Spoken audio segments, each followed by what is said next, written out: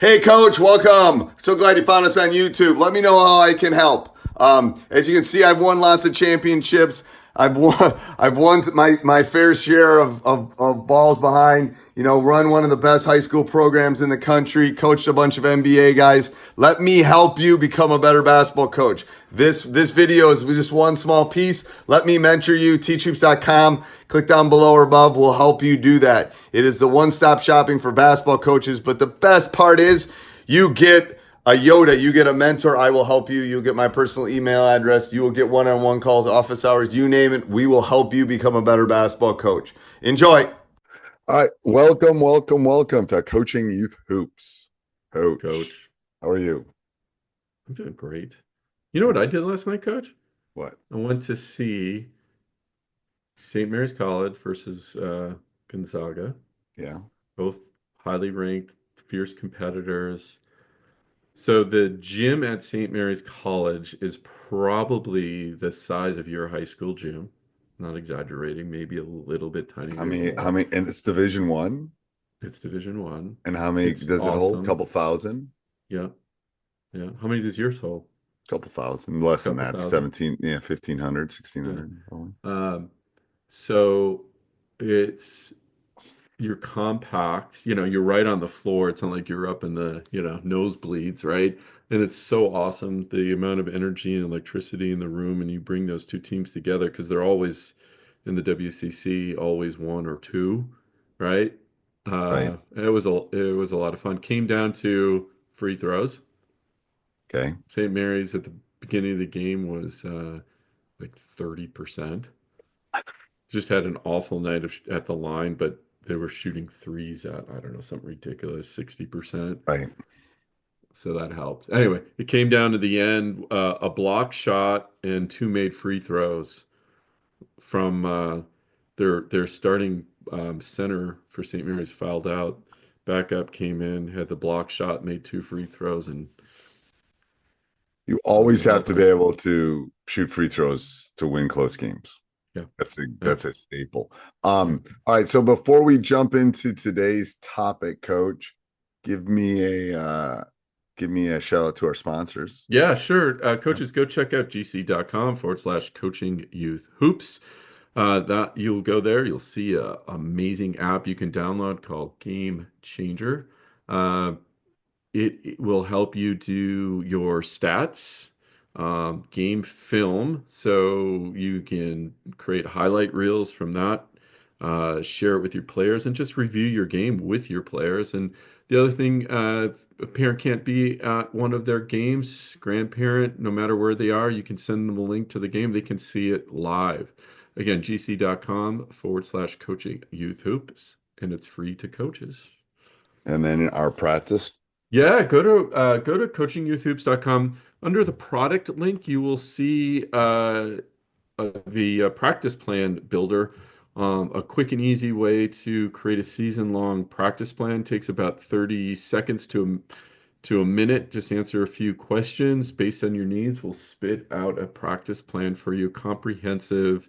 You'll get 24 to 32 practices, and even out of that, it's there's a lot of value because you'll never get through all the material in one practice. It's loaded with additional drills and offenses and defensive Fences. schemes and things that, again, like I said, you'll never get through it all. Uh, Go to You never know, coachingyouthhoops.com. Coach, but maybe you're probably right. Yeah.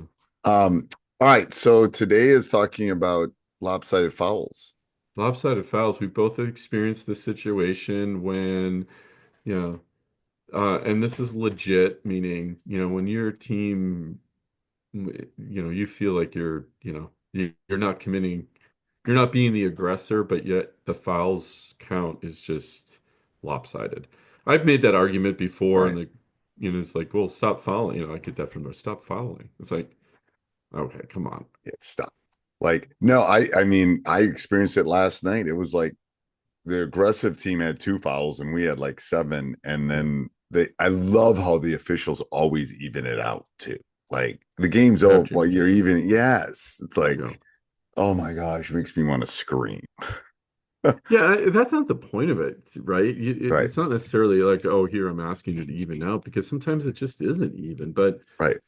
us too, we had a game where recently where we were definitely not the aggressors, but yet the foul count was they were blowing the whistle all the time on us Yeah, until halftime when the when the coach just said, "Okay, well they're not calling this, so put your elbows out and right, get them off. If you only if you hit somebody in the head, well, it's like not that we don't right.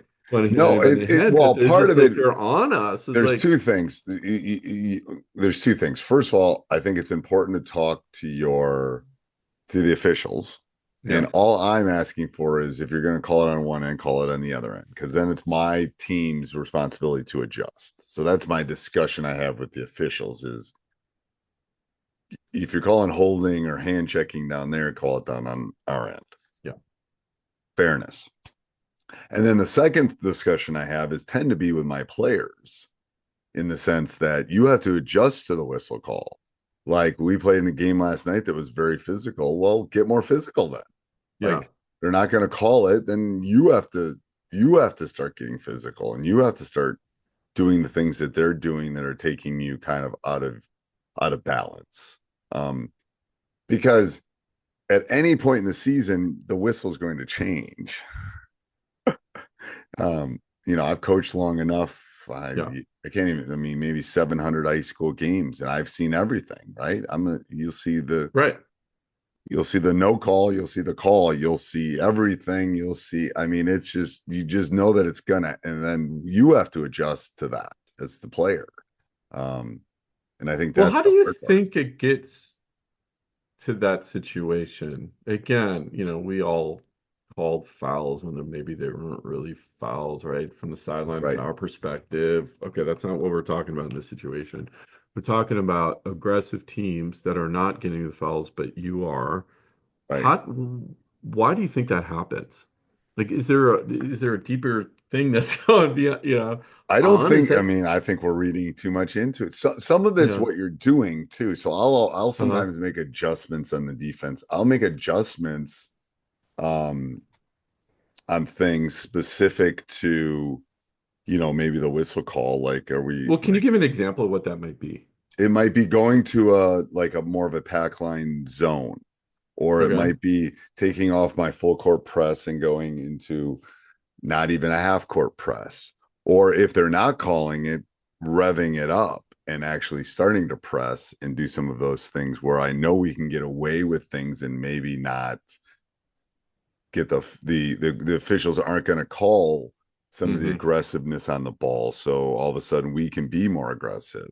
Um, I'll if someone gets in foul trouble, sometimes I'll even run like a 1-3-1 with the guy that's in foul trouble and put him on top because he's Mm, less likely to maybe necessarily get a foul on there because he's just kind of gapping and playing up above. And there's ways to hide people too, depending on how that specific whistle is going.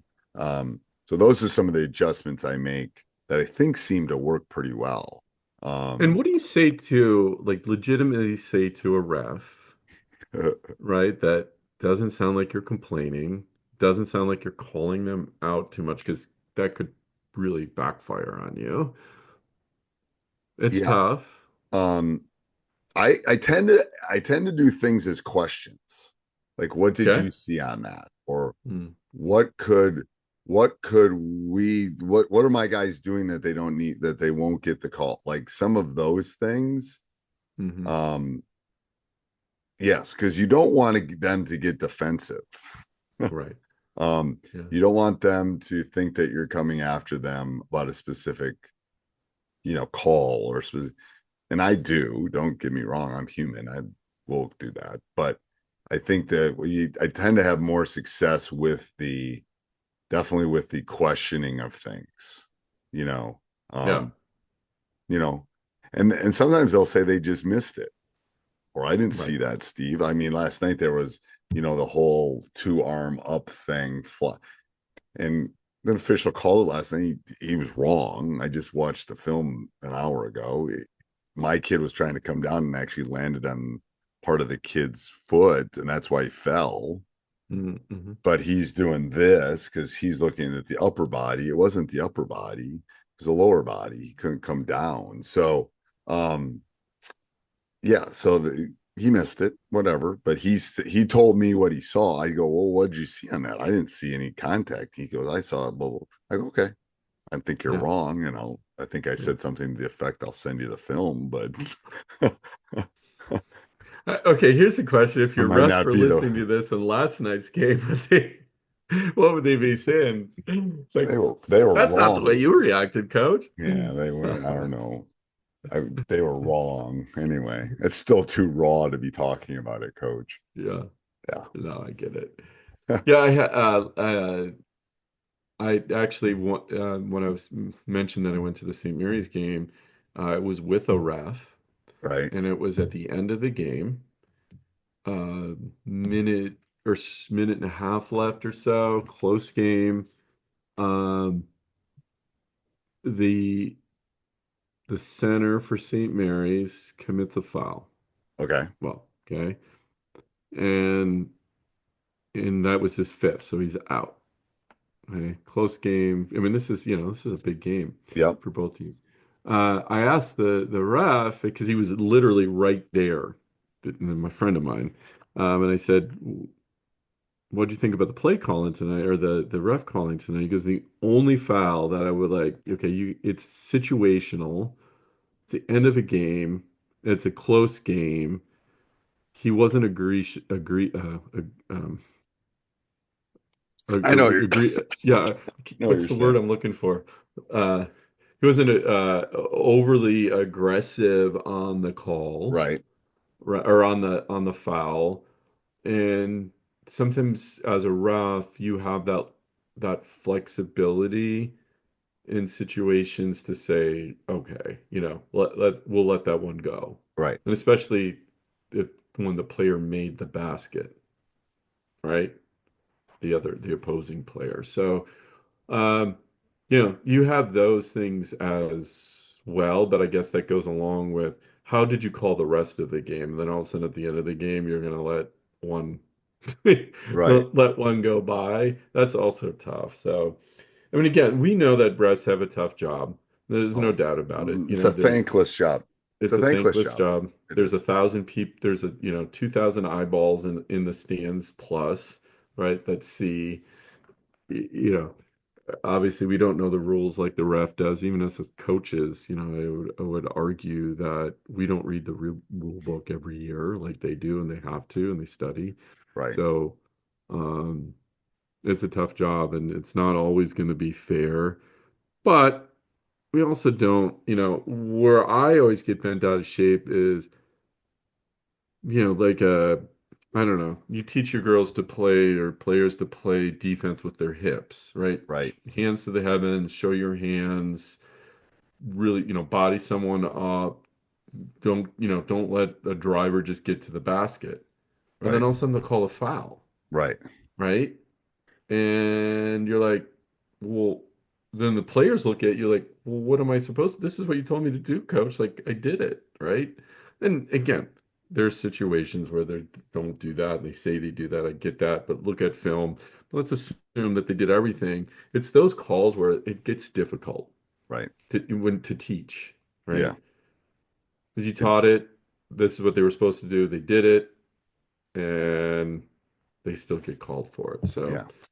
um, I know. I Okay, think so that's let's so. sum this all up, Yeah. Sum Coach. it up. Lopsided games. Lopsided calls on games. What do you do?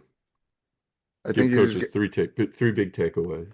the takeaways is you got to communicate to the officials and you know talk to them about what they see or what they don't see.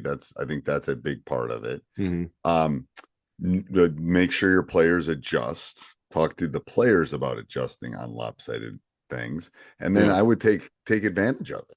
Like you as a coach have to read it. Like Hmm. if they're letting them play, then you maybe have to rev it up a little bit. If they don't let them play, then you got to rev it down a little bit. I think you Yeah. as the coach has to control the levers a little bit.